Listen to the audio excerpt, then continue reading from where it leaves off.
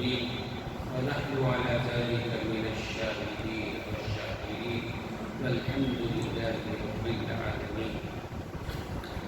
رب اشرح لي صدري ويسر لي أمري واحلل عقدة من لساني يفقهوا قولي. سبحانك لا علم لنا إلا ما علمتنا إنك أنت العليم الحكيم. اللهم رب زدني علما. اللهم إنا نسألك علما نافعا. اللهم جنبنا الفواحش والمعاصي والخطايا والزلل ما ظهر منها وما بطن. محترم وزیر کرام، آج عید الاضحیٰ کا دوسرا دن ہے. ہم میں سے بہت سارے لوگوں نے قربانی کیا اور جانوروں کا نذرانہ اللہ کے حضور پیش کیا. اللہ اسے قبول فرمائے. گزشتہ جمعہ میں نے فلسفہ قربانی کے موضوع پر بات کیا. اس کے وجود کے بارے میں عرض کر چکا ہوں کہ جو بھی صاحب نصاب ہیں اور جن پر قربانی واجب ہے، اگر وہ قربانی نہیں کرتے تو اللہ کے رسول نے فرمایا فَلَا يَقْرُبَنَّ مُصَلَّانَا، وہ ہماری عیدگاہ کے قریب بھی نہ آئے. یہاں سے وجوب نکلتا ہے. جس کو اللہ نے نصرت دی ہے اس کی بات کرتے ہیں. اور پھر یہ جو ہم نے کل قربانی کی ہے، کروڑوں لوگوں نے قربانی کی، ہر سال کرتے ہیں. جب تک زندگی ہے کرتے رہیں گے انشاءاللہ. اعتراضات ہوتے ہیں، مسلمان بھی متاثر ہوتے ہیں، اور بہت سارے مسلمان یہ سوال کرتے ہیں کہ بجائے جانور ذبح کر کے خون بہا دینے کے اگر وہی رقم کسی غریب کو صدقے کے طور پر دے دیا جائے تو کیسے؟ یہ ہر سال کچھ لوگ سوال کرتے ہیں. اور میں عرض کیا کرتا ہوں کہ ہر عبادت کا اپنا ایک مقام ہے. جس مقام پہ جو عبادت شریعت نے متعین کی ہے اس مقام پہ وہی عبادت کی جائے. مثال کے طور پر نماز ہے. ایک بڑا مالدار ہے، کہتا ہے کہ مجھے نماز پڑھنے کی فرصت نہیں ملتی ہے، میں نماز کے بجائے لاکھوں روپے صدقہ دے دیتا ہوں. ٹھیک ہے، صدقہ دینا ثواب کا کام ہے، اس کا ثواب تو ملے گا، لیکن نماز کا بدل نہیں ہو سکتا ہے. نماز اپنی جگہ فرض ہے، وقت نکالنا ہی پڑے گا، نماز پڑھنی ہی پڑے گی. اس کے بدلے میں چاہے سونے کا پہاڑ بھی صدقے میں دے دو لیکن نماز ثابت نہیں ہوگی. ایسی قربانی کے دنوں میں قربانی ہی واجب ہے صاحب نصاب کے لیے. آج قربانی کا دوسرا دن ہے نا، کل قربانی کیا، آج دوسرا دن ہے، کل آخری اور تیسرا دن ہے.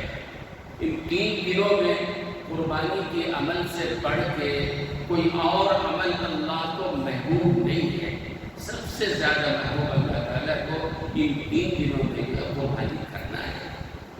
یہاں تک علماء نے لکھا ہے کوئی آدمی جانور قربان نہ کرے جو صاحب نصاب ہے، اس کے بدلے میں چاہے وہ بکرے کے وزن کے برابر سونا صدقے میں دے دے، ٹھیک ہے، اس کا ثواب مل جائے گا صدقے کا، لیکن قربانی کا بدل نہیں ہوگا. قربانی کے دنوں میں قربانی ہی کرنا پڑے گا. ہاں، کوئی آدمی ایسا ہے جو کسی عذر کی وجہ سے قربانی نہیں کر سکا. عذر کا مطلب یہ ہے کہ جس مقام پہ وہ رہتا ہے وہاں غیروں کی طرف سے مشکلات ہیں اور آسانی نہیں ہو سکی، وقت گزر گیا. اب علماء کہتے ہیں 3 دن گزر گئے، اب اس رقم کو صدقہ کر دو. لیکن ان 3 دنوں کے اندر قربانی ہی کرنی پڑے گی. اگر ممکن ہے قربانی کرو، کسی وجہ سے کوئی ایسا علاقہ ہے جہاں پہ مشکلات ہیں، غیروں کی طرف سے تشدد ہے، جان و مال کو خطرہ ہے، اگر نہیں کر سکا تو یہ کام کرو. لیکن قربانی کے دنوں میں کوئی چاہے کہ ہم خون بہانے کی بجائے وہ پیسہ غریبوں میں تقسیم کر دیں، ظاہر سی بات ہے قربانی کا بدل وہ نہیں ہو سکتا ہے. پھر کوئی آدمی اگر یہ سوال کرتا ہے آخر یہ 3 دنوں کے اندر ساری دنیا میں لاکھوں نہیں کروڑوں جانور ذبح کر دیے جاتے ہیں، معاشی اعتبار سے نقصان دہ ہے۔ اگر یہ کروڑوں جانور کے قربانی کی رقم کو اگر لگا دیا جائے کسی ایسے کام میں، رفاہی کام میں، امت کے کام میں، تو بڑا فائدہ ہوگا۔ اگر یہ سوال کریں تو سوال یہ پیدا ہوتا ہے کہ آپ کی نظر صرف قربانی پر ہی کیوں پڑتی ہے؟ دنیا میں اور بھی بہت سارے کام ہو رہے ہیں روزانہ۔ دنیا میں لاکھوں آدمی ہیں جو سینما میں پیسہ ضائع کر رہے ہیں، جوا میں پیسہ ضائع کر رہے ہیں، بدکاری میں پیسے ضائع کر رہے ہیں۔ بھائی ان پیسوں کو جمع کرو، رفاہی کام میں لگاؤ۔ صرف قربانی پر ہی کیوں اعتراض ہے کہ قربانی کا پیسہ لگا دیا جائے؟ کہتے ہیں کہ عقل میں بات نہیں آتی ہے۔ اللہ کے بندے، ہماری عقل کیا، تمہاری عقل کیا؟ اللہ کی شریعت کہتے ہیں وہاں سے شروع ہوتی ہے جہاں سے ہماری عقل ختم ہوتی ہے۔ یہ قربانی کا حکم اللہ نے دیا ہے، اور قربانی کا سب سے بڑا فلسفہ یہ ہے کہ ہمارے عقل میں آئے نہ آئے، سمجھ میں آئے نہ آئے، اللہ نے حکم فرمایا ہے ہمیں قربانی کرنا ہے۔ قربانی کا یہ بہت بڑا فلسفہ ہے، یاد رکھیے۔ حضرت ابراہیم علیہ السلام نے خواب میں دیکھا کہ بیٹے کو ذبح کر رہے ہیں، وہ بیٹا جو بڑی دعاؤں کے بعد اور بڑے امنگوں کے بعد، جذبے کے بعد بڑھاپے کی عمر میں ملا ہے، اب وہ بیٹا 13 سال کی عمر کا ہو گیا، باپ کے ساتھ ہاتھ بٹانے کے قابل ہو گیا، اس بیٹے کے بارے میں حکم آتا ہے ذبح کر دو۔ حضرت ابراہیم علیہ السلام پلٹ کے پوچھ سکتے تھے، یہ اللہ، دنیا کا کوئی قانون، دنیا کا کوئی مہذب طبقہ، کوئی ملت ایسی نہیں ہو سکتی ہے جو بیٹے کے ذبح کو جائز قرار دے۔ آخر آپ کیوں یہ حکم دے رہے ہیں؟ لیکن حضرت ابراہیم علیہ السلام نے پلٹ کے نہیں پوچھا، کیوں؟ قربانی نام ہی اصل میں ہے اللہ کے حکم کے آگے سر چھپا دینے کا۔ اور پھر جب حضرت ابراہیم علیہ السلام نے اپنے بیٹے سے تذکرہ کیا، بیٹے میں نے خواب میں دیکھا ہے تمہیں ذبح کر رہا ہوں، اور بیٹے سے پوچھنا اس لیے نہیں تھا کہ بیٹے نے اگر انکار کر دیا تو چھوڑ دیں گے، نہیں، وہ دیکھنا چاہتے تھے بیٹا بھی اگر مرضی سے اس عمل میں شامل ہو اس کو بھی ثواب ملے گا، اور یہ بھی معلوم ہو جائے گا بیٹے کے اندر کیا ہے، کیا جذبہ ہے۔ تو حضرت ابراہیم علیہ السلام نے صاحبزادے سے پوچھا، میں نے یہ خواب دیکھا ہے کہ تم کو ذبح کر رہا ہوں، تمہاری کیا رائے ہے؟ تو صاحبزادے نے کہا کہ بالکل جو اللہ نے آپ کو حکم دیا فضل ماذا کرا، جو ہم نے دیکھا ہے عمل کیجیے۔ جہاں تک میری بات ہے انشاءاللہ من الصابرین، انشاءاللہ میں صبر کروں گا۔ بیٹے نے بھی پلٹ کے باپ سے نہیں پوچھا میرا قصور کیا ہے، مجھے کیوں آپ ذبح کرنا چاہتے ہیں، کوئی قصور تو ہونا چاہیے نا، کوئی قصور نہیں کیا ہے میں نے۔ بیٹے نے بھی سوال نہیں کیا، باپ نے بھی اللہ سے بھی سوال نہیں کیا۔ علماء کہتے ہیں اسی کا نام قربانی ہے، یہ جذبہ۔ اس کے بعد اللہ ایک جملہ لاتے ہیں فَلَمَّا أَسْلَمَا، سورہ صافات میں پڑھیے گا جہاں تفصیل سے واقعہ ہے۔ سورہ یاسین کے بعد جو سورہ صافات ہے اس کے اندر یہ واقعہ بیان کیا گیا ہے۔ ترجمے کا قرآن اگر ہے گھر میں تو جا کے ترجمہ پڑھیے۔ فَلَمَّا أَسْلَمَا، جب باپ کو حکم آیا بیٹے کو ذبح کرو، اور بیٹے سے بھی پوچھ لیا بیٹے میں نے یہ دیکھا ہے تمہاری کیا رائے ہے، بیٹے نے بھی کہا فنظر ماذا کرا، آپ کو جو حکم ہوا ہے جو آپ نے دیکھا ہے میں کیجیے، میں تیار ہوں ذبح ہونے کے لیے۔ نہ بیٹے نے سوال کیا کیوں کیا جرم ہے، نہ باپ نے اللہ سے سوال کیا کیوں ہمارا کیا جرم ہے، دونوں اللہ کے سامنے جب جھک گئے۔ اب قرآن کہتا ہے فلما اسلما، جب دونوں کے دونوں اسلام لے آئے۔ اس سے پہلے مسلمان نہیں تھے، حضرت ابراہیم تو اللہ کے نبی پیغمبر ہے نبی پہلے سے، تو کیا مسلمان نہیں تھے وہ؟ علماء نے کہا اصل میں فلما اسلما کا ترجمہ یہ ہوگا جب باپ بیٹے دونوں اللہ کے مرضی کے مطابق جھک گئے۔ اسلام کا ایک ترجمہ جھک جانا ہے، ہم مسلمان ہیں، اللہ کے ہر حکم کے آگے جھکنے کے لیے تیار ہیں، اور اللہ کے ہر حکم کے سامنے ہم سب جھکاتے ہیں۔ فلما اسلما، باپ اور بیٹے دونوں جھک گئے اللہ کی مرضی کے سامنے۔ تو کہتے ہیں کہ قربانی کا سارا فلسفہ یہ ہے، عقل میں آئے نہ آئے، دنیا میں کبھی کسی باپ نے بیٹے کو ذبح نہیں کیا، نہ اللہ کا حکم آیا، اور بلا قصور بلا جرم ذبح کرنا، لیکن لیکن دونوں تیار ہو گئے. اس کا نام اصل میں ہے قربانی. اللہ کا حکم آ گیا. چوں چرا کیوں کیسے کیا فائدہ یہ وہ لوگ کرتے ہیں جن کے دل میں اللہ کے بارے میں وہ یقین وہ اعتماد اور اللہ کا صحیح مقام و مرتبہ نہیں ہے. اللہ کا حکم آ گیا قربانی کرنا ہے. ہم بندے ہیں ہم قربان کریں گے. اور ایک بات یاد رکھیے یہ دنیا کا بھی ضابطہ ہے اور شریعت نے بھی بتایا ہے کہ آدمی جس چیز کو قربان کرتا ہے جس چیز کی قربانی دیتا ہے اللہ اس میں اضافہ فرماتے ہیں. جس چیز کی بھی قربانی کرتا ہے اللہ اس میں اضافہ کرتا ہے. آدمی اپنے مال کو اللہ کے لیے قربان کرتا ہے اللہ اس میں اضافہ وعدہ ہے. آپ جانوروں کو دیکھیں جانوروں میں دیکھیے گائے ہے بھینس ہے اونٹنی ہے یہ بچے جلدی ہے نا سال میں ایک بچہ زیادہ سے زیادہ. بکری وغیرہ ہے 2-3 زیادہ سے زیادہ. اور کتے بٹیا جو ہے وہ کتنے ایک میں 5-6 بچے جلتی ہے. لیکن آپ یہ بتائیے کہ بکروں کی قربانی ہوتی ہے بیل گائے بھینس کی اونٹ کی قربانی ہوتی ہے لیکن آپ دیکھیے تو آپ کو مل جائے گا وہ گایوں کی آپ کو بڑے بڑے بھیڑ مل جائے گی بکریوں کے ریوڑ مل جائیں گے ہے نا. لیکن کہیں کتے کتیوں کے آپ نے نہیں دیکھا ہوگا کوئی جھنڈ ہو جبکہ 5 جن کے ہی ہو. لیکن بکروں کا مسئلہ یہ ہے قربانی میں قربان ہوتے ہیں سال بھر قربان ہوتے ہیں گوشت کھایا جاتا ہے. ایک اصول ہے اصل میں کہ اللہ کے لیے جس چیز کو قربان کیا جائے اس میں اللہ اضافہ دیتے ہیں. پیسے کا مسئلہ بھی وہی ہے زکوٰۃ کا بھی مسئلہ وہی ہے کہ آدمی اللہ کے لیے زکوٰۃ نکالتا ہے تو مال میں کمی نہیں ہوگی. یہ اللہ اور اللہ کے رسول کا وعدہ ہے. ہماری عقل میں بات نہیں آتی ہے لیکن ہماری عقل سے شریعت نہیں چلتی ہے. اللہ نے جو کہا اس بات پر ہم کو یقین رکھنی پڑے گی. نظر اور خبر ایک ہے نظر ہماری نظر بتاتی ہے یہ کم ہو گیا لیکن رسول اللہ کی حدیث خبر بتاتی ہے کم نہیں ہوا. ہم کو خبر پر یقین رکھنا ہے ہماری نظر کیا ہماری نظر کی بات کیا ہے. تو بہرحال قربانی سے معاشی طور پر کمزوری آتی ہے یہ بات بھی غلط ہے اور مسلمان آج سے قربانی نہیں کر رہا ہے. تاریخ ہے میں نے کہا نا حضرت آدم علیہ السلام کے زمانے سے قربانی کا سلسلہ چل رہا ہے. حضرت ابراہیم علیہ السلام کے زمانے سے اس میں ایک اور الگ شان پیدا ہو گئی ہے سنت ابیکم ابراہیم. لہذا اس کی وجہ سے اور صحابہ نے سوال کی کیا تو حضور اکرم صلی اللہ علیہ وسلم سے قربانی کا کیا ثواب ہے. فرمایا کہ ہر بال کے بدلے میں ایک نیکی. اور ظاہر سی بات ہے آپ اگر جانور کے بال کو شمار کرنا چاہیں تو شمار کر سکتے ہیں نہیں کر سکتے ہیں. تو مطلب اس کا یہ تھا کہ قربانی پر اللہ کی کتنی نیکیاں عطا فرماتا ہے کہ تم شمار بھی نہیں کر سکتے ہو. اللہ بے شمار اللہ نیکیاں عطا کرتا ہے.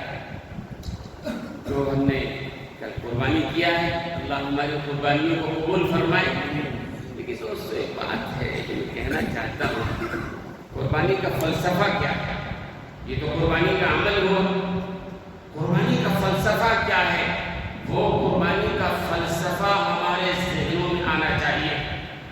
قربانی کا فلسفہ کیا ہے دوستو اور بزرگوں. یہ قربانی ہر سال آ کر ہم کو اس قربانی کی یاد دلاتا ہے.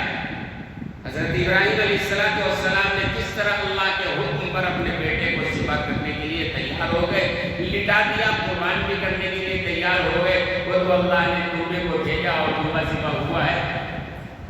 یہ فلسفہ ذہن میں کہ جس طرح حضرت ابراہیم علیہ السلام نے اللہ کے حکم کے آگے سر جھکایا ہے ہر سال قربانی کا یہ دن آ کر کے قربانی کا دن ہے نا یہی سبق دے رہا ہے.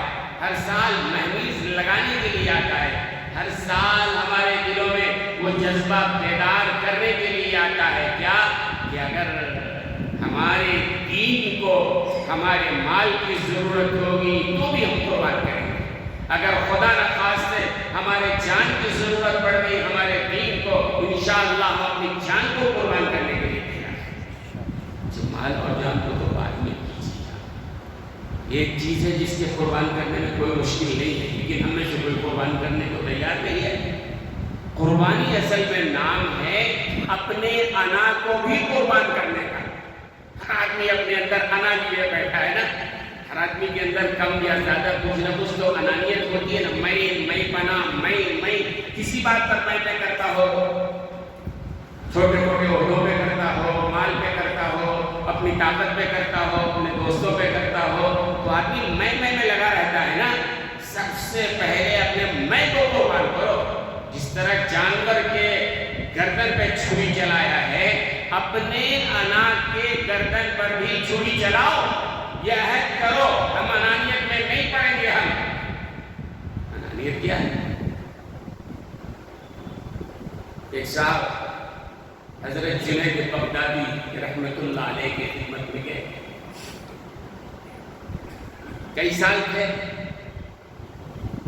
بیعت ملی، اب گھر جانے کے لیے لوٹنے لگے تو اللہ والے نے آخری نصیحت فرمائی اپنے مرید کو، اپنے شاگرد کو، بھائی آپ ہم سے خلافت لے کے، بیعت لے کر آپ اب جا رہے ہو لوگوں کی اصلاح کے لیے، میری ایک نصیحت یاد رکھنا کہ لوگوں میں جا کر خدا مت بن جانا۔ وہ کہنے لگے حضرت میں آپ کا مرید ہوں، مسلمان ہوں، آپ کا تربیت یافتہ ہونا ہے، اتنا بڑا دعویٰ میں کر سکتا ہوں کیا؟ فرمایا نہیں، تم نے سمجھا نہیں، خدا مت بن جانا، خدائی کا دعویٰ مت کرنا، اس کا مطلب تم نے سمجھا نہیں۔ حضرت فرمایا اس کا مطلب یہ ہے خدا بن جانے کا کہ آدمی ہر معاملے میں یہ کہے میں جو بول رہا ہوں وہی صحیح، میں جو کر رہا ہوں وہی صحیح، میں جس راستے پہ چل رہا ہوں وہی صحیح۔ یہی تو خدائی کا دعویٰ ہے۔ خدا کی بات اٹل ہے، کوئی ٹلا نہیں سکتا۔ ایسے آدمی کا میں نے ایک بات کہہ دیا ہے، اٹل ہے، تبدیل ہونے والا نہیں ہے، یہی تو خدائی کا دعویٰ ہے۔ تم کب سے خدا بن گئے؟ تمہاری اپنی زندگی کا کچھ پتہ نہیں ہے، کب مرو گے کوئی ٹھکانہ نہیں ہے۔ یہ انانیت ہے، انانیت کی قربانی کی دینی چاہیے۔ آج ہمارے دلوں میں انانیت ہے۔ یہ کیا ہے انانیت؟ میں آپ کو مثال سے سمجھاتا ہوں۔ ایک صاحب نے اپنے امام صاحب مصلی تھے، اپنے امام صاحب کو انہوں نے ایک مسئلہ پوچھنے کے لیے، مسئلہ ذرا پیچیدہ تھا، انہوں نے واٹس ایپ پر میسج کر کے امام صاحب کے پاس کیا، مسئلہ پیچیدہ ہے، مسئلے کا مسئلہ کیا ہے، خود جا کر کے امام صاحب سے پوچھو، عالم سے ملو، پوری بات سمجھو۔ وہاں تم کو کوئی فیس نہیں دینا پڑ رہا ہے نا، فری میں ہے، جب جاؤ 5 وقت چاہو جا کر کے ملاقات کر لو، بات کر لو۔ تو مصلی صاحب نے اپنے اس پیچیدہ مسئلے کو واٹس ایپ پہ لکھ کر امام صاحب کو بھیجا۔ امام صاحب نے دیکھا سرسری طور پر مسئلہ ایسا پیچیدہ تھا کہ واٹس ایپ پر جواب دیے تو کچھ کا کچھ سمجھ لیں گے، وہ خاموشی سے انہوں نے چھوڑ دیا کہ جب وہ ملیں گے، جب وہ آئیں گے، جب ان کو بتائیں گے۔ اب وہ صاحب کا آنا 7ویں آسمان پہ چڑھ گیا۔ میں نے مسئلہ لکھ کے بھیجا، امام صاحب نے جواب نہیں دیا۔ امام صاحب سمجھتے کیا ہے اپنے آپ؟ میں پوچھتا ہوں تو اپنے آپ کو کیا سمجھتا ہے؟ کیا امام صاحب تمہارے نوکر ہیں، تمہارے گھر کے نوکر ہیں؟ پہلی بات تو مسئلہ پوچھنے کا یہ طریقہ غلط ہے۔ مسئلہ پوچھنا ہے، امام صاحب کے پاس جاؤ، عالم کے پاس جاؤ، مفتی صاحب کے پاس جاؤ، جا کر آمنے سامنے پوچھو، ہے نا، یہ طریقہ صحیح ہے۔ چلو کسی وجہ سے مصروفیت میں فون کر کے پوچھ سکتے ہو تاکہ فون پر بھی آدمی بتا لے۔ فون بھی نہیں کیا، گئے بھی نہیں، کیا کیا، واٹس ایپ پہ میسج کر کے بتا دیا ان کو۔ اور جب امام صاحب نے کہا کہ یہ تو ذرا مسئلہ پیچیدہ ہے، اس طرح جواب دینا مشکل بھی ہے اور مناسب بھی نہیں ہے، جب ملیں گے تو بتائیں گے، وہ صاحب ملنا چھوڑ دیا۔ میں نے میسج کیا اور امام صاحب کی اتنی ہمت کے جواب نہ دے، یہ کیا ہے؟ انانیت ہے اپنے اندر، اپنے آپ کو سمجھتے میں بڑا ہوں، محلے کا بڑا ہوں یا پیسے کے اعتبار سے بڑا ہوں یا کسی اعتبار سے بڑا ہوں، اپنے آپ کو بڑا۔ یہ انانیت کو قربان کرنے کی ضرورت ہے۔ اپنی انا کو قربان کرو اللہ کے لیے۔ ہم کیا ہیں بھائی آخر؟ اور امام صاحب کے پاس جانے میں کوئی شرم ہے، کوئی عیب ہے؟ کہاں کہاں جاتے ہو ٹھکانہ نہیں ہے۔ ایک بار کی بات ہے، ایک مسجد کے سیکریٹری صاحب یہاں کے ساتھ میں جو بھی تھا، ایک مسجد کے سیکورٹی صاحب نے ایک بار مجھ سے کہا کہ مولانا میں کسی امام کے کمرے میں نہیں جاتا. مسجد کے سیکورٹی تھے, وہ اپنے طور پر یہ سمجھ رہے تھے کہ امام صاحب کے پاس جانا, ان کے پاس بیٹھنا, ان کے ملاقات کے لیے ان کے کمرے میں جانا, میں تو سیکورٹی ہوں نا, بڑا ہوں نا, کیونکہ امام صاحب کا نوکر ہے ہمارے. تو مجھ سے انہوں نے کہا کہ میں کسی امام کے کمرے میں جانا مناسب نہیں سمجھتا ہوں, نہیں جاتا ہوں, دوسرے لوگ جاتے ہیں. پھر میں نے ان کو سمجھایا, میں نے کہا یہ بتاؤ امام کے پاس آپ جاؤ, یہ چوری ہے, ڈکیتی ہے, حرام خوری ہے, بدمعاشی ہے. جس امام کے پیچھے اقتدا کر کے نماز پڑھتے ہو, اسی امام کے پاس مسئلہ پوچھنے کے جانے میں شرمندگی ہو رہی ہے. سمجھتے ہو کہ امام ہمارا نوکر ہے, ہم یہاں کے پڑھے ہیں, ان کو ہمارے پاس آنا چاہیے, یہ غلط طریقہ ہے, تم کو میں ان کے پاس جانا چاہیے. خیر سمجھایا تو دماغ ٹھکانے پہ آیا. پہلے تو میں سیکورٹی میرا, خیر اس کے بعد جو ہے وہ جانے لگے. وہ تو ضرورت ہے آنا کو قربان کرو. ایسی ایک دفعہ کا واقعات سے ذرا بات سمجھ میں آتی ہے نا. ایک دفعہ امام صاحب بیمار کر گئے, زیادہ بیمار ہو گئے. بہت سارے مصلی ہوتے ہیں, کچھ مصلی قریب بھی ہوتے ہیں, قریب ملنے جلنے والے, ساتھ اٹھنے بیٹھنے والے, اس طرح کے لوگ بھی ہوتے ہیں. امام صاحب بیمار پڑے, ان کے قریب بیٹھنے والوں میں سے ایک صاحب جو تھے بڑے قریب رہتے تھے, لیکن انہوں نے عیادت نہیں کیا. عیادت کہتے ہیں کوئی بیمار پڑ جائے تو جا کے بہرحال پوچھنا. امام بیمار پڑا تو معلوم تو سب کو ہو جاتا ہے کہ بیمار ہے. ہم مصلیوں میں کوئی بیمار پڑ جائے تو امام صاحب کو کبھی پتہ ہوتا ہے کبھی نہیں ہوتا ہے, لیکن امام بیمار پڑے تو سب معلوم ہو جاتا ہے. امام صاحب کہاں گئے سب کو معلوم ہوتا ہے, بلکہ ایک وقت امام صاحب نہیں آئے, سب پوچھنے لگتے ہیں کہاں گئے, کدھر گئے, کیا ہوا ہے نا. تو امام صاحب بیمار پڑے, شدید بیمار, لیکن ان کے قریب, آپ مصلیوں کو چھوڑو, قریب بیٹھنے والے, ملنے جلنے والے میں ایک صاحب ہیں, انہوں نے عیادت نہیں کیا.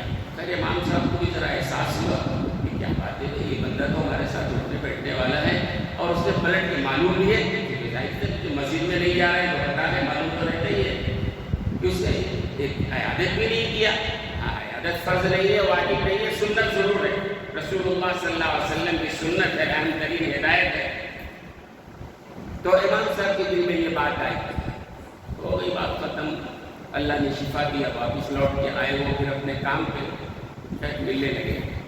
اس کے کچھ دنوں کے بعد وہ صاحب جو قریب ملنے والے تھے, ان کی طبیعت خراب ہو گئی, ان کی طبیعت بھی ذرا زیادہ خراب ہو گئی. امام صاحب کو بھی اتنا میری مصروف تھے اپنے کاموں میں, وہ امام صاحب عیادت کو نہیں جا سکے. بات تو برابر ہو گئی نا, وہ بھی نہیں گئے امام صاحب کو عیادت کے لیے, امام صاحب بھی نہیں گئے عیادت کے لیے, بات تو برابر ہو گئی تھی نا.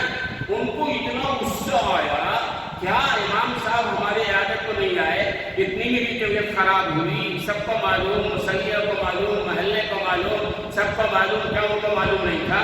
غصہ, آنا جانا چھوڑ دیا, ملنا جلنا چھوڑ دیا.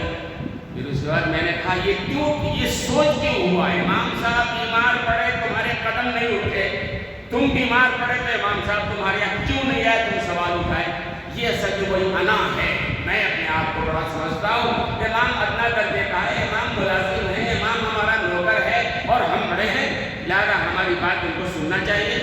اللہ کے بندو, جس طرح قربان کیا ہے جانور کو, اللہ کے لیے اپنے انا کو بھی قربان کرو. میں بار بار کہتا ہوں, یہ انا اور تکبر اتنا بڑا جرم ہے.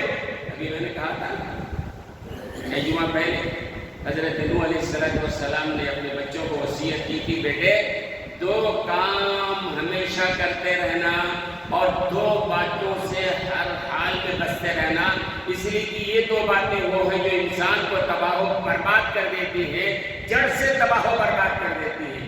یاد ہے 2 باتیں کون سی کرنی چاہیے؟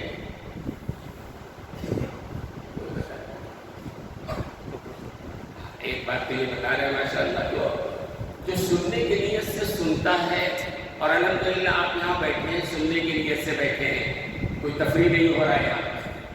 یہ کہہ رہے ہیں کہ ان 2 باتوں میں سے حضرت نوح علیہ السلام کی جو 2 باتیں تھیں, کبھی مت کرنا ورنہ تباہی بربادی یقینی ہے. اس میں سے ایک بات تکبر انہوں نے فرمایا، تکبر کبھی کسی بات پہ مت کرنا، اپنے دولت پہ ہو، اپنے مال پہ ہو، اپنے عہدوں پہ ہو، اپنے حسن و جمال پہ ہو، کسی اقتدار پہ ہو، ہرگز کبھی تم تکبر مت کرنا۔ کس نے کہا؟ حضرت نوح علیہ السلام۔ یاد رکھیے، اپنے دوستوں تک پہنچائیے۔ اور دوسری بات انہوں نے منع کیا، شرک۔ فرمائے بچوں، شرک سے ہر حال میں بچنا، اس لیے کہ شرک اگر زندگی میں ہے تو اللہ معاف کرنے والا نہیں ہے۔ میں نے کہا تھا شوہر اپنی بیوی کے ہر گناہ کو معاف کر سکتا ہے لیکن بے وفائی کو معاف نہیں کر سکتا ہے۔ ایسے ہی اللہ تعالیٰ ہر گناہ کو چاہے معاف کر سکتا ہے، اور قرآن میں اللہ نے اعلان بھی کر دیا ہے ہم جس کو چاہیں معاف کر دیں، لیکن شرک کو ہرگز معاف نہیں کریں گے۔ تو شرک سے مجھے تکبر پیش کرنا ہے، تکبر سے اپنے آپ کو ہر حال میں بچائیے۔ تکبر یہ بھی ہے نا بھائی، میں امام صاحب بیمار پڑ گئے، نہیں کہ کوئی بات نہیں، امام صاحب اتنا نوکر اتنا ہمارے، وہ کیا فرق پڑ گیا؟ ہمیں بیمار پڑے، امام صاحب نہیں آیا، غصہ پارا چڑھ گیا، کیا کیا پھر؟ امام صاحب آئے نہیں ہمارے یہاں، تمہیں نہیں کہ وہ پرواہ نہیں۔ یہ انا ہے جس کو ہمیں ذبح کرنا ہے، جیسے ہم نے جانور کو قربان کیا، اپنی انانیت کو قربان کیا۔ ایسی ایک دفعہ کا واقعہ، ایک صاحب نے ایک امام صاحب سے کہا کہ آئندہ جمعہ آپ اس موضوع پر تقریر کریں۔ ایک صاحب نے امام صاحب سے کہا کہ آئندہ جمعہ آپ اس موضوع پر تقریر کریں۔ امام صاحب نے کہا بھائی پہلے سے ایک موضوع چلا آ رہا ہے اور بات جس موضوع پہ کہہ رہے ہیں اس کی ابھی ضرورت بھی نہیں ہے، جب ضرورت ہوگی ہم کو زیادہ خود خیال رہتا ہے، ہم سمجھتے ہیں کب کس موضوع پر بولنا ہے، فکر لگی رہتی ہے، اس کی تیاری رہتی ہے۔ یہاں جو آ کے بیٹھ کے بولتا ہوں ایسی منمانے منفرد باتیں نہیں ہوتی ہیں، اس کے پیچھے تیاری ہوتی ہے، کتابوں کا مطالعہ ہوتا ہے، وقت کیا ہے، کون سا ہے، کیا بولنا ہے، اس وقت کس چیز کی ضرورت ہے، خود فکر ان کو رہتی ہے۔ اور بولنے والے صاحب جو ہیں نہ عالم ہیں، نہ مفتی ہیں، نہ کچھ بڑے آدمی ہیں، اب ایسا کچھ ہوگا گھر میں ان کے اپنے، تو انہوں نے امام صاحب سے کہا اس موضوع میں تقریر کرنا ہے۔ امام صاحب نے کہا نہیں ضرورت نہیں۔ اب ان کا پارا چڑھ گیا، میں بولا تقریر کرو، نہیں کرے گا۔ کیوں بھائی آپ نے امام صاحب کو کیا نوکر سمجھا ہے اپنا؟ آپ کے نوکر ہیں وہ کہ آپ جو علم بلم جو سمجھ میں آئے بولے وہ کرتا رہے؟ تو اس طرح کی بے شمار مثالیں ہم کو ہمارے صفوں میں، ہمارے گھروں میں اور ہماری زندگی میں مل جائے گی کہ انانیت کو چھوڑو، اپنی انا کو قربان کرو، اپنے پڑھائی کو قربان کرو۔ بھائی پڑھائی کو قربان کرنا ہے۔ ایسے ہی بہت سارے لوگ ہیں، جب یہاں سے کوئی بات تقریر کی جاتی ہے، کسی غلطی پر بتایا جاتا ہے کہ یہ غلط ہے، یہ صحیح ہے، کئی لوگ ہیں گولی کھا لیتے ہیں۔ گولی کھانا ابھی سمجھ میں آیا مجھے، تو غصہ کیا منجے بول رہی سو؟ ارے تم منجے بول رہی کہ تنجے بول رہی، وہ دیکھ اللہ رسول کی بات بول رہی نا۔ اگر تمہاری زندگی میں غلطی ہے اصلاح کر، نہیں اصلاح ہے ٹھیک ہے، نہیں کرنا ہے جا جہاں جانا ہے، لیکن تو یہ چاہ کہ امام کی اور عالم کی مفتی کی زبان کو بند کر دے، کوئی صحیح عالم مفتی کو زبان نہیں بند کرے گا۔ کوئی ایسا ویسا ہوگا کرے تو سمجھو، لیکن صحیح معنوں میں جو قرآن و حدیث کی بات کو دوسروں کو دیکھ کے اگر کرتا ہے تو اس کا مطلب خیانت کر رہا ہے قرآن کے معاملے میں، اللہ اس کے رسول کے معاملے میں خیانت کر رہا ہے۔ سچائی یہ ہے کہ سچی بات کھول کر بیان کر دے، جس کے جی میں آئے عمل کرے، جس کے جی میں آئے عمل نہ کرے۔ لیکن یہ غصہ کر لینا، منجے بولے، ارے منجے تنجے نہیں بولتا، میں سب کو بول رہا ہوں اور بولنے والا سب کے لیے عام بات کر رہا ہے۔ تو میں کیا کہہ رہا ہوں، قربانی کا ایک بڑا فلسفہ یہ ہے، قربانی کا ایک بڑا فلسفہ یہ ہے کہ آدمی اپنی انا کو قربان کرے۔ جانور تم نے قربان کر لیا، جن لوگوں نے نہیں کیا صاحب وسعت ہے، آج کر لیں، آج کسی وجہ سے نہیں کر سکتے ہیں، کل کا دن بھی ہے، قربانی کر لیں۔ 3 دن قربانی کے ہیں، لیکن قربانی کے ساتھ ساتھ اپنے انا کو قربان کرو۔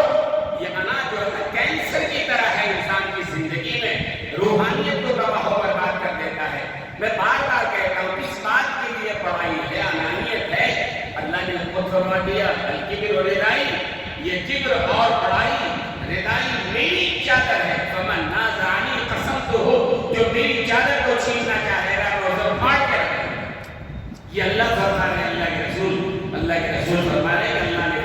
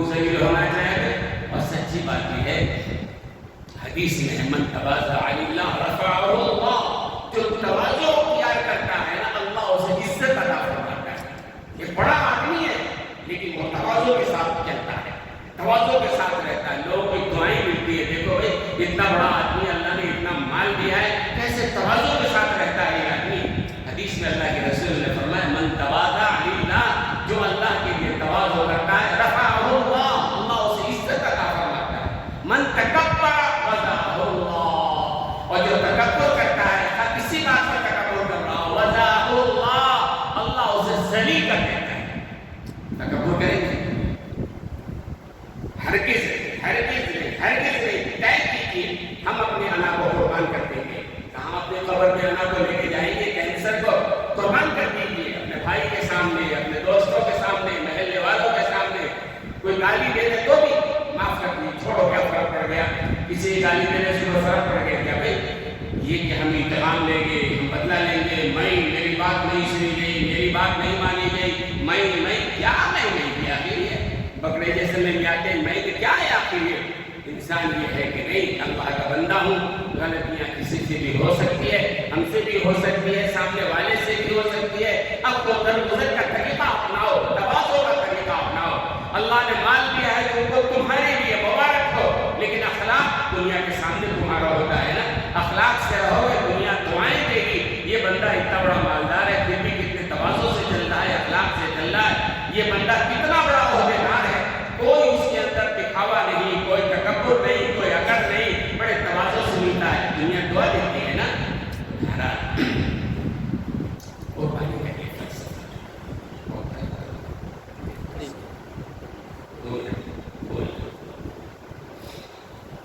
اور تین باتیں 2 منٹ باقی، 3 باتیں اور اگر ہو گیا 3 باتیں آپ سر بولتا نہیں. آج دوسرا دن عید کا دن بھی ہے نا، مسلح بھی کم ہے، لوگ اپنے اپنے گھروں میں ہوں گے، مصروفیت میں دوست وغیرہ میں لگے ہوں گے. 3 باتیں بڑے قیمتی باتیں، 3 باتیں قربانی کے تعلق سے بھی 3 بات ہے، اور ایک دوسری بات بھی 3 بات. میں سوچ رہا ہوں کون سی بات بیان کروں. چلیے 3 بات بیان کرتا ہوں. علماء کہتے ہیں کہ 3 باتوں کو زندگی کا لازمی حصہ بنانا. اگر تم نے یہ کر لیا انشاءاللہ. فرمایا پہلی بات تو یہ، کوشش کرو میری ذات سے دوسرے کو فائدہ پہنچے. کوشش کرو جتنا فائدہ پہنچا سکو. تمہارے لیے ہو فکس ڈپازٹ، اللہ کے پاس ڈپازٹ ہو رہا ہے، ملنے والا ہے، بہت زیادہ ملنے والا ہے. تو پہلا کام کیا کرو، نفع اپنی ذات سے نفع پہنچاؤ. اور حدیث میں اللہ کے رسول نے فرما دیا خیر الناس من ينفع الناس. انسانوں میں سب سے بہترین انسان وہ ہے جو لوگوں کو فائدہ پہنچانے والا ہے. یہ رسول اللہ کی حدیث ہے. بہترین تو ہم اپنے طور پہ بن جاتے ہیں نا، عورت نہیں، عالم نہیں، وہ مالدار نہیں، ارے کیا نہیں، ایسی تیسی نہیں کی، میں کوئی چیز نہیں ہے. اللہ کے رسول فرمانے بڑا کون ہے، اور سنیے رسول اللہ کہہ رہے بڑا کون ہے. فرمایا بہترین وہ ہے، خیر الناس، تمام انسانوں میں سب سے بہترین انسان وہ ہے من ينفع الناس، جو اپنی ذات سے دوسروں کو فائدہ پہنچاتا ہے. انشاءاللہ کریں گے نا. آگے علماء کہتے ہیں کہ سب سے بہترین شکل بھی ہے. ہر جگہ مسجد میں ہو، دکان میں ہو، بازار میں ہو، محلے میں ہو، رشتے داروں میں ہو، کوشش کرو ہماری ذات سے دوسرے کو فائدہ پہنچے. ہمارے پیسوں سے، ہماری زبان سے، ہمارے قدم سے، ہمارے قول سے فائدہ پہنچانے کی کوشش کرو. اور اگر یہ نہ کر سکو تو آخری درجہ یہ ہے کہ کیا ہو سکتا ہے، نقصان پر پہنچاؤ. ایمان کا آخری درجہ ہے، ایمان کے 70 شعبے ہیں، سب سے آخری درجہ یہ ہے کہ انسان اپنی ذات سے کسی کو تکلیف نہ پہنچائے. سب سے بڑا تو یہ ہے کہ ذات سے نفع پہنچاؤ. اگر نہیں پہنچا سکتے ہو، تمہارا دل اتنا بڑا نہیں ہے، حوصلہ اتنا بڑا نہیں ہے، زبان اتنی اچھی نہیں ہے، اگر نہیں فائدہ پہنچا سکتے ہو تو کم سے کم یہ کرو، طے کرو کہ ہم اپنی ذات سے کسی کو نقصان نہیں پہنچنے دیں. حدیث بھی ہے نا، المؤمن من امن الناس فی دمائهم واموالهم. مومن کس کو کہا جاتا ہے؟ سب مومن ہے نا. المؤمن، مومن اسے کہا جاتا ہے من امنہ الناس فی دمائهم واموالهم. سارے لوگ اس کی طرف سے اپنے جان و مال، عزت و آبرو کے معاملے میں محفوظ ہو جائے. دنیا میں یہ مومن ہے، یہ ہماری عزت پر حرف نہیں آنے دے گا. یہ مومن ہے، ہماری عزت کی بھی کوئی مسئلہ نہیں، ہمارے جان پر کوئی مسئلہ نہیں، ہمارے مال پر کوئی مسئلہ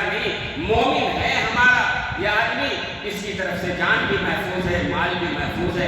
ایک زمانہ تھا مسلمان کسی کا پڑوسی ہوتا تھا, غیر مسلم یہودی بھی روتے تھے یہ مسلمان بندہ ہمارا پڑوسی تھا, ہمیشہ اس کی ذات سے فائدہ پہنچائے. آج یہ چھوڑ کے جا رہا ہے, لوگ روتے تھے. علاقوں کو مسلمان چھوڑ کے جاتے ہیں تو لوگ روتے تھے یہ مسلمان ہمارا علاقہ چھوڑ کے جا رہا ہے. اور آج صورتحال یہ ہے کہ مسلمانوں کو آج گھر بھی نہیں مل رہا ہے. بہت سارے گھروں کے محلے ہے نا, معلوم ہوگا گھر نہیں دینا چاہتے ہیں.